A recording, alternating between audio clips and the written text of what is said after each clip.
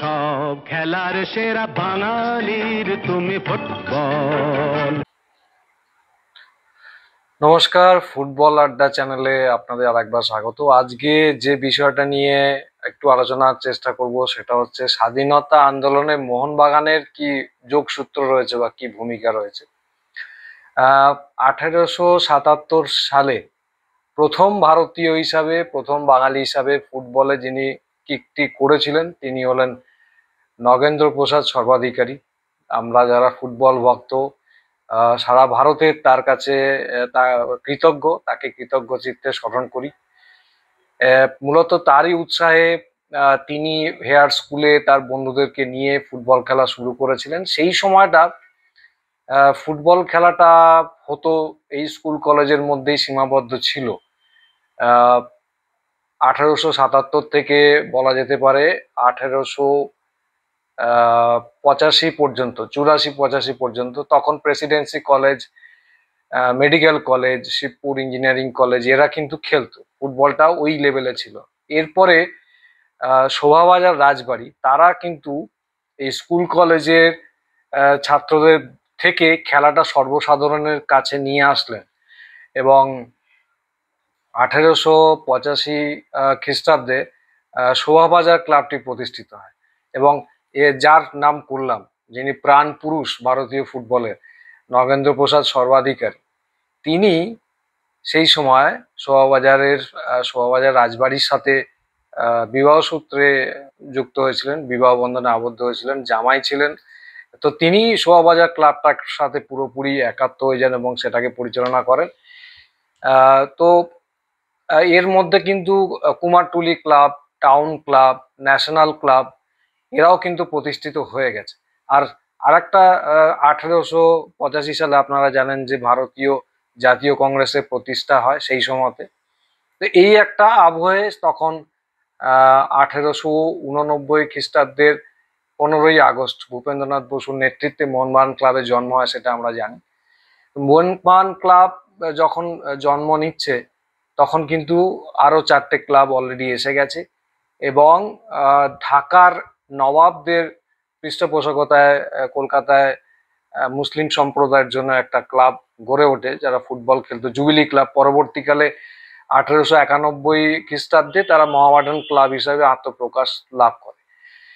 এই মোটামুটি স্থিতি যখন মোহনবাগান জন্মগ্রহণ করছে এবং এরপরে 1904 সালে মোহনবাগান প্রথম ট্রফি জেতে, কোচবিহার কাপ, এবং 1905 সালেও মোহনবাগান আরেকবার এর জন্য কোচবিহার কাপ জেতে। এরপরে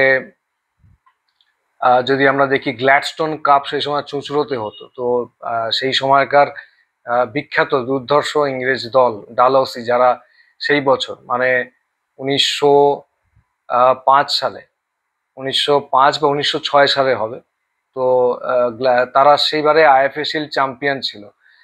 তাদেরকে কিন্তু চুঁচুড়োতে মোহনবাগান 5-0 গোলে বিধ্বস্ত করে এবং গ্ল্যাডস্টোন কাপ প্রথমবারের জন্য জেতে। এবং তারপরে 1906 সালে মোহনবাগান গ্ল্যাডস্টোন কাপ চুঁচুড়ায় আর একবার জেতে এবং তখন কিন্তু তারা ব্রিটিশদের আর এক দুর্ধর্ষ ক্লাব, সেটা হচ্ছে ক্যালকাটা ক্লাব, তাদেরকে হারায়, সেটা 1906 সালে। এবং 1906 সাল থেকে ট্রেডস কাপে মোহনবাগান হ্যাট্রিক করে, মানে 1906, 1907, 1908 পরপর 3বার ট্রেডস কাপ মোহনবাগান জেতে। এবং 1909 এবং 1910-এ লক্ষ্মীবিলাস কাপ মোহনবাগান চ্যাম্পিয়ন হয় এই সময়ের মধ্যে। তো এই সময়টা মোহনবাগানে 1910 সাল অব্দি আমি বললাম যে মোহনবাগান কিভাবে ট্রফি জিতেছে, কিভাবে জনসাধারণের মনে জায়গা করেছে। কারণ সাফল্য যতদিন না পাচ্ছে কোনো ক্লাব, তার সেইভাবে জনভিত্তি তৈরি হয় না। এখন যদি জাতীয় কংগ্রেসে ফিরে যাই, 1885 থেকে 1905 পর্যন্ত সেরকম ভাবে কোনো আন্দোলন হয়নি। একটা দাবি দেওয়া, চাওয়া পাওয়ার ব্যাপারই সীমাবদ্ধ ছিল, যে কিছু অসুবিধা হচ্ছে সেটা ভারতীয় জাতীয় কংগ্রেসের থ্রু দিয়ে ব্রিটিশদের কাছে যেত, তারপরে সেটা তারা যেটা মঞ্জুর করতেন সেটা নিয়ে সন্তুষ্ট থাকতে হতো, এরকম একটা ব্যাপার। এই হলো কি 1905 সালে বঙ্গভঙ্গ ঘোষণা করলেন লর্ড কার্জন, যে অবিভক্ত বাংলা যেটা ছিল সেটাকে ভাঙা। এবং তার ফলেই একটা প্রচুর অসন্তোষ, প্রবল একটা অসন্তোষ দানা বাঁধে এই বঙ্গে, অবিভক্ত বঙ্গে। সমস্ত স্তরে সর্বস্তরে মানুষ রাস্তায় নেমে তার বিরোধিতা করতে শুরু করে। এর মধ্যে 1907 সালে খুব সম্ভবত জাতীয় কংগ্রেসের মধ্যে একটা বিভেদ সৃষ্টি হয়, যে মধ্যপন্থী আর চরমপন্থী এই একটা ভাগ হয়। 1908 সালে আহ, ক্ষুদিরাম বসুকে ফাঁসি দেওয়া হয়, যা নিয়ে জনমানসে আবার এক প্রকার ক্ষোভের সৃষ্টি হয়।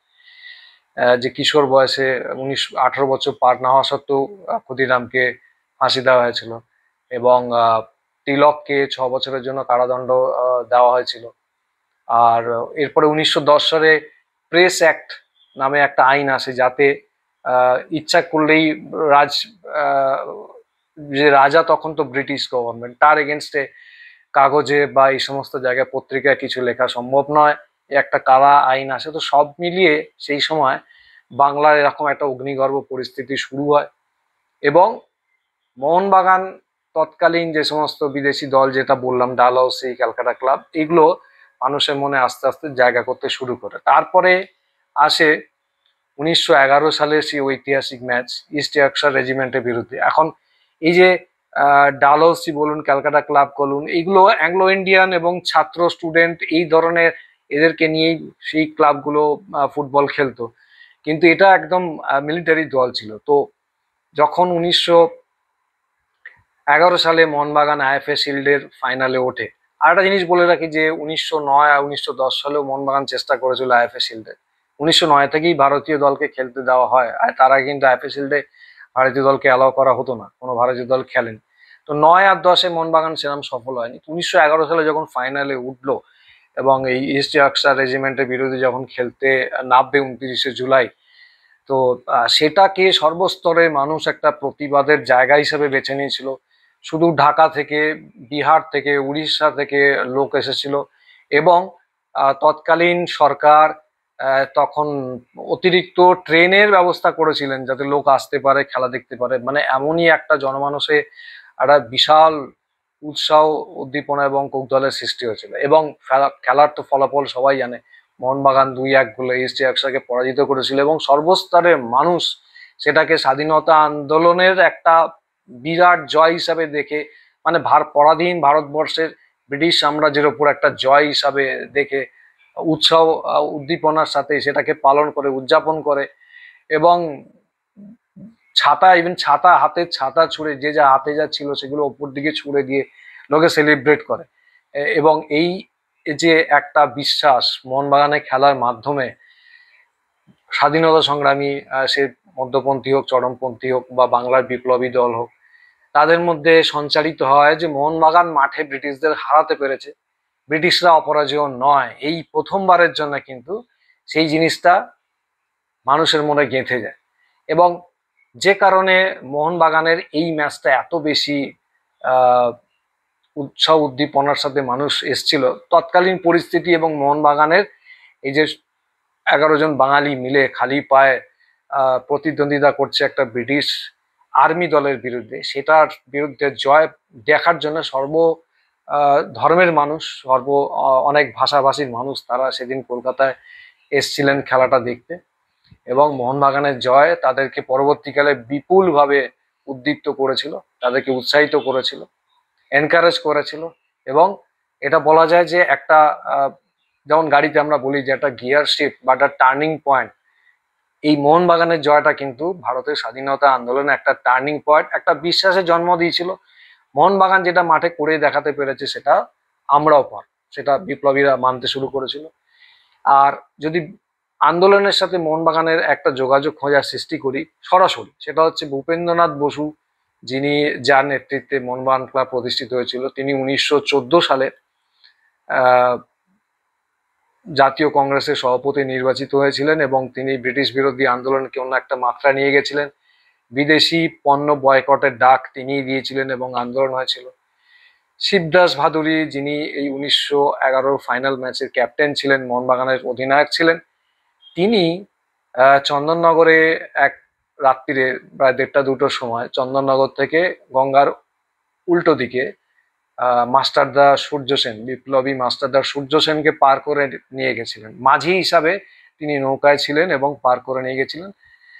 তখন সূর্য সেন চলে যাচ্ছেন ওপারে নেমে, উনি জিজ্ঞেস করেছিলেন যে আপনি জানতে চাইবেন না যে আমি কে? তখন সিদ্ধার্থ ভাদুরী বলেছিলেন যে আমার ওপর নির্দেশ আছে, আপনাকে শুধু পার করে দেবো, আপনি কে আমি যেন জিজ্ঞেস না করি। তো মাস্টার এতে অত্যন্ত খুশি হয়ে তার নিজের পরিচয় দিয়েছিলেন যে আমি সূর্য সেন মাস্টার। এই 1 নম্বর। আর আমাদের 1911 সালের দলের আর একজন নায়কই বলবো, তারা প্রত্যেকেই নায়ক ছিলেন, মনমোহন মুখোপাধ্যায়, উত্তরপাড়া যার বাড়ি, তিনি তো সরাসরি ভাবে সশস্ত্র আন্দোলনের সঙ্গে যুক্ত ছিলেন।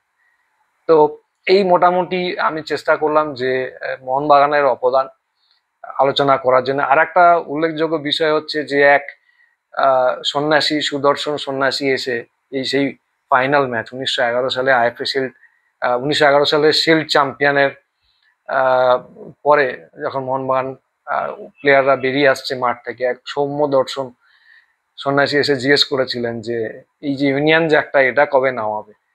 তো ঘটনার ছলে কাকতালীয়ভাবে মিলে গেছিল, একজন উত্তর দিয়েছিলেন যে আবার যেদিন এই শিল্ড মোহনবাগান চ্যাম্পিয়ন হবে, এবং কাকতালীয়ভাবে দেখা যায় যে 1947 সালে মোহনবাগান আবার চ্যাম্পিয়ন হয়। এবং এই যে 15ই আগস্ট মোহনবাগান প্রতিষ্ঠিত হয়েছিল 1889 সালে, আবার আমাদের স্বাধীনতা দিবসও দেখুন 15ই আগস্ট 1947 সালে।